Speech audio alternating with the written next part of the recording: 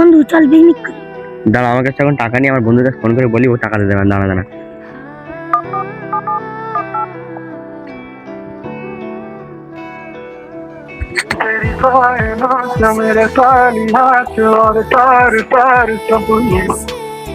Hello,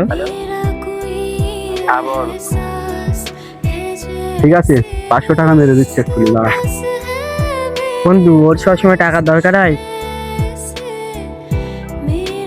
এটা কিন্তু ভালো না।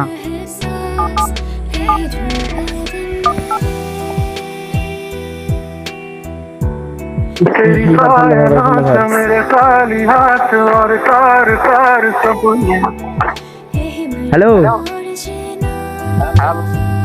বলছি মা শরীর খারাপ, ওষুধ কিনতে হবে শিগগিরই ভাই। 500 টাকা মেরে দে তো।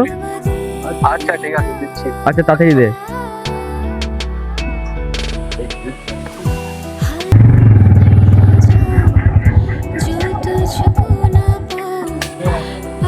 দেখেছিস, তোর কাছ থেকে টাকা নিয়ে তাস খেলাচ্ছি।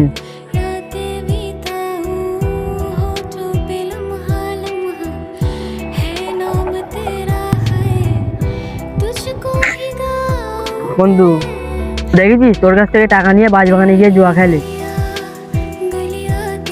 আর তুই ও ফোন করলি, তুই ওর টাকা মেরে দিস। এমন একটা বন্ধু শুধু টাকাই চেনে।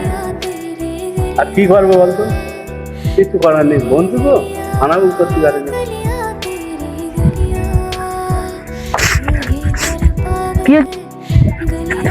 ভাই শিগগিরই আমার 20,000 টাকা দে, আমার বিশাল হয়ে যাবে, এখন লাগবে। শিগগির 20,000 টাকা দে।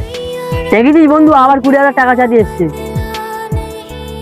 এবার আর তোর কোনো টাকা হবে না, বহুত বেইমানি করেছিস তুই। আমার টাকা লে, একবার মাছ বাগানে, একবার বন্ধুকের সাথে আড্ডা মেরেছিস, এবার কোনো টাকা দেবো না।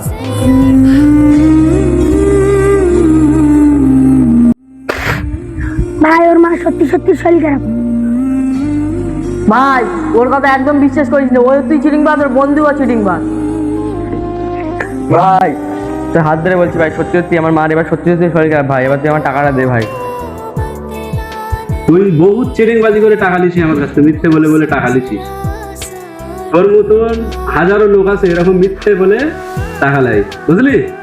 আর তুই আজকের এই যে অরিজিনালি বিপদে পড়েছিস, আর আজকের এই তুই আমার কাছে টাকা পাবি না তো, এত চিটিংবাজি করার পরে, বুঝতে পারছিস? ওই জন্য মিথ্যে কথা বলে মানুষের কাছ থেকে টাকা নিতে নেই, বুঝতে পারছিস? তাহলে এই বিপদের সময় আর টাকা পাবি না। এটা তোর জ্ঞান হওয়া উচিত, আর তোর মতন যারা আছে তাদের সকলের জ্ঞান হওয়া উচিত, বুঝতে পারছিস? হ্যাঁ ভাই, আমি আমার নিজের ভুল বুঝতে পেরেছি। আমি তোর কাছ থেকে অনেক মিথ্যে কথা বলে টাকা নিয়েছি, এই এখন সত্যি সময় এসে তোর কাছ থেকে আর কোনো টাকা পাচ্ছি না। তাই বলছি, আমার মতন যারা তোমাদের বন্ধুর কাছ থেকে মিথ্যা বলে টাকা নাও, বিপদের সময় কিন্তু তোমার বন্ধুর কাছ থেকে আর কোনো সাহায্য পাবে না আমার মতো করলে।